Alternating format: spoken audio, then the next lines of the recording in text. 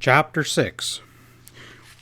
When Pat Stevens rode away from the Bar ES Ranch in Powder Valley that Sunday morning, Sam Stallone and One-Eyed Ezra stood disconcertingly in the doorway and watched him disappear from view. "Maybe he fooled you with that talk of his about going to fetch back a baby gal to raise up with Doc," Ezra said to his short, stocky partner. "But he didn't take me in none, not by a damn sight. Riding off slick as you please wearing them old dusty hog legs of his." Ezra snorted his disgust loudly, and his single eye gleamed redly in the morning sunlight. "Finally come to you, did it?" Sam Sloane grinned sourly. "Like a bolt of lightning through that thick skull of yours. Sure, Pat ain't riding to New Mexico figuring on nursemaid and no baby back. Something's in the wind, that's what. He had that look on his face I seen plenty of time before. More'n likely he's got a line on a rustling gang or something like that, and he's so damn selfish he plans on hogging all the shooting for his own self." "I don't know what's getting into Pat." Ezra shook his head sorrowfully. "Was a time not so long back when he wouldn't have thought of riding off without us. Seems like the old partnerin' days are plumb gone." Sam Stallone spat disgustingly into the dark, hard-packed dirt outside the door and turned to stalk back into the kitchen. He drained the half-cup of black coffee from the dregs in the granite-ware pot and squatted down on his heels with his back against the wall to drink it. "Figures to reason," Ezra muttered, following him in and dropping his hulk into a creaky straight chair, "that Pat oughtn't to go off alone like that without saying what for to no one.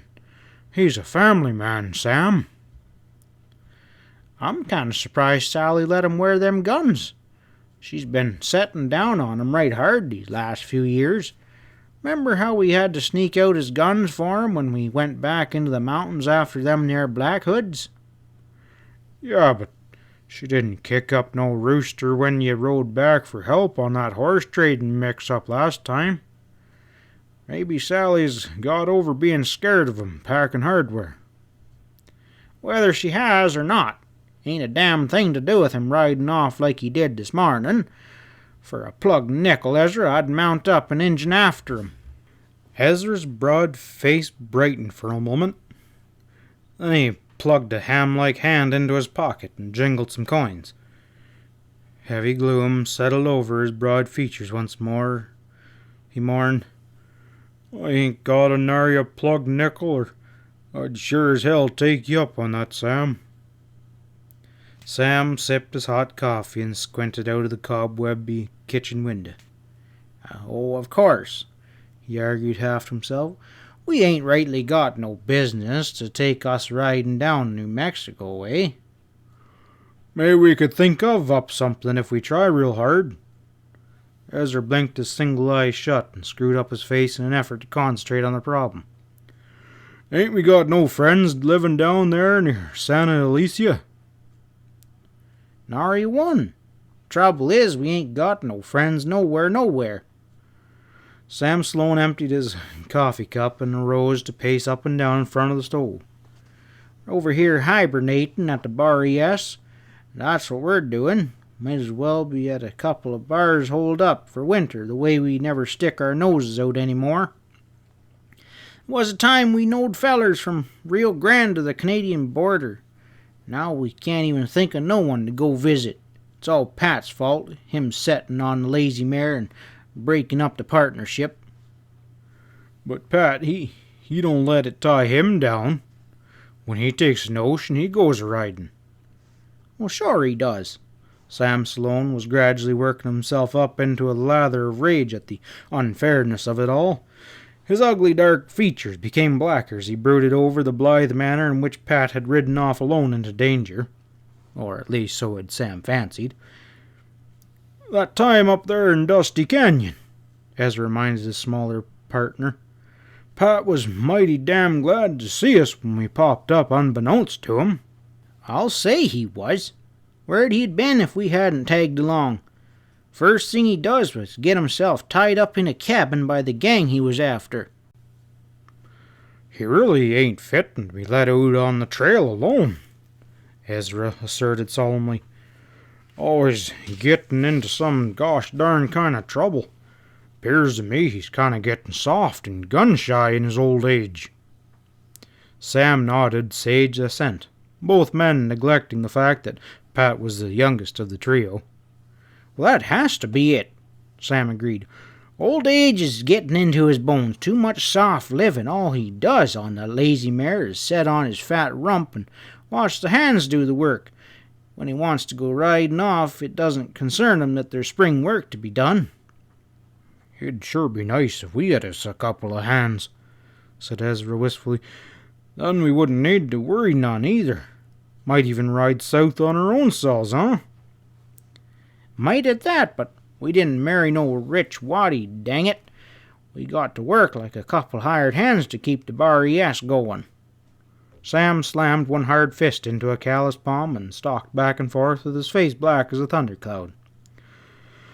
Both of them were silent for a while their thoughts went back regretfully to the retrospect to the old wild days before Pat met that pretty blonde widow, when their gawns had been their passports to adventure, the hard ground the only beds their weary bodies had known, when life had been interesting and dangerous, not the humdrum experience that now held their chafing on the little ranch in Powder Valley while Pat rode off over the horizon with his holstered guns ready for any new adventure that might just come his way. The sound of a trotting horse outside obtruded their silent thoughts, and both men jerked their heads around to listen, an expression of expectant hope on their face. Both men were thinking the same thing, that Pat had relented and ridden back to get them to accompany them southward. Sam grinned at Ezra and winked slyly. "Oh, the old son of a gun," he said happily. "He got soft in the heart after he rode off a ways, or else he got scared thinking of tackling the job on his lonesome. Let us pretend that we ain't been studying none about him, that we don't give a plumb damn what he does." He turned to the stove and began rattling the pans noisily. The ridden horse had stopped outside the door. Ezra got up with an answering boyish grin. "We'll pretend we're surprised as hell when he come back for us." He bent over and gathered up the breakfast dishes with the back of the door. They heard a pounding on the wooden panels outside. Ezra looked at Sam and winked his one eye, and his big face wreathed in a grin of anticipation. Sam Salone rattling the pots more loudly and wondered why in the hell Pat just didn't come in without standing on for ceremony. Then they heard the door creak open, but both perversely kept their backs turned, determined to prove to Pat that they weren't at all interested in his comings and goings. A nasal voice from the doorway brought them both upright and stared. Quite the leanest and dirtiest cowbody either of them had ever seen stood there with a wad of chewing tobacco bulging in his cheek. He had merely asked, innocently enough, "Is this here the bar ES spread?" And he was quite taken back by the malevolent glares that met his query. Ezra, a fearsome object at any time, took a pace forward, and it seemed to the puncher that red flames shot from his one eye as he demanded thunderously, "Where at is Pat Stevens, and what have you done with him?"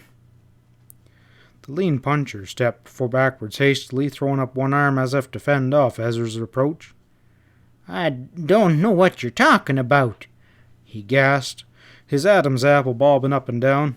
"I swear, mister, I don't." "Leave him be, Ezra," grated Sam. "'Tain't his fault, it ain't Sam riding back like we guessed. Come on in," he invited the puncher ungraciously. "Riding the chuck line, huh?" Sorta." The long-legged puncher took a fearful step forward and was still staring at awe at Ezra's threatening face. I ain't looking to make no trouble. I heard your Ranny's had a nice little spread over here and might need some help during the spring work." Sam started to shake his head and then stopped the motion suddenly. He glanced quickly at his big partner. "You hear that, Ezra?"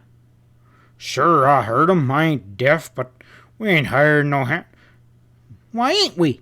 demanded Sam. Can't you see that this puncher was sent? Sent by whom? Rumbled Ezra, wrinkling his brow and shaking his head in perplexity. By God, I reckon. Sam turned to stare at the man carefully. Though I must say I don't see no wings a-sprouting yet. The man's mouth gaped open, and he took a hasty step backwards while his eyes was bulging out. No one had warned him that a pair of lunatics ran the Bar ES. He's a mighty stringin'-looking article to be sprouting wings. I swear, Sam, sometimes I wonder. Wasn't we just wishing that we could ride off to the ranch for a little look-see in the New Mexico area? Sam said happily. But we didn't see how we could cut her out with all the spring work to do, and then this feller walks in like an answer to a prayer, if either of us knew how to pray, that was. You mean we're going to hire him? No one else but. He's working already, Sam told the astonished job seeker with a wide sweep of his hand. You can just start in here with these kitchen dishes while Ezra and me pack our extra pair of socks for a little ride. We'll tell you all about what's got to be done, and then she's yours till we get back. By golly, Sam, you're right. Ezra walked forward and grabbed the hungry-looking rider and swept him into a bear hug and executed an exotic buck and wing while the astonished new Bar ES employee vainly sought to escape. And then, like a couple of schoolboys happily playing hooky, the two partners rode away from the ranch and set their mounts on the road to Santa Alicia, not more than 3 hours behind Pat Stevens.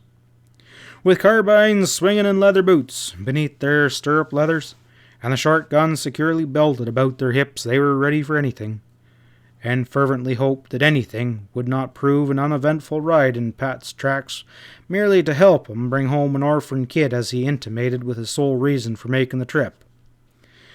They had a hunch that Pat was going to need their help badly before they saw Powder Valley again, and, like many of their hunches in the past, this one was due to get a good workout sooner than either of them had ever expected.